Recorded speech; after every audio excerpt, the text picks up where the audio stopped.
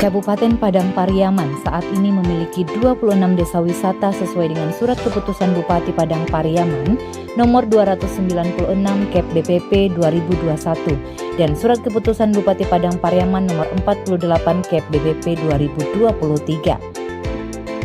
Dari 26 desa wisata tersebut, terdapat 5 desa wisata yang telah berkembang dan berhasil menjadi nominasi untuk mengikuti Anugerah Desa Wisata Indonesia yang diadakan oleh Kementerian Pariwisata dan Ekonomi Kreatif Republik Indonesia. Persentase yang masih kecil ini mendorong pemerintah daerah untuk melakukan percepatan pengembangan desa wisata agar terjadi peningkatan jumlah dan kualitas desa wisata di Padang Pariaman. Hal ini dilakukan dengan menjalin kolaborasi berbagai pihak yang dapat membantu pembangunan desa-desa wisata. Kolaborasi ini melibatkan semua pemangku kepentingan, baik internal maupun eksternal, seperti Dinas Perdagangan Ketenagakerjaan dan Koperasi UKM, Dinas Penanaman Modal Pelayanan Terpadu dan Perindustrian, perguruan tinggi, perbankan, perusahaan swasta, serta lembaga-lembaga yang ada di Nagari.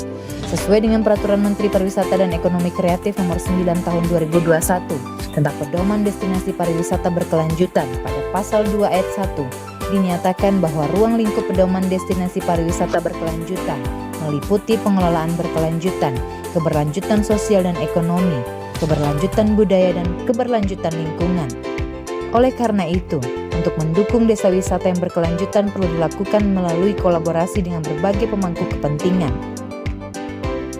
Inovasi ini bertujuan untuk meningkatkan kualitas desa wisata agar menjadi desa wisata yang maju dan mandiri, sehingga memberikan dampak ekonomi kepada masyarakat di Kabupaten Padang Pariaman.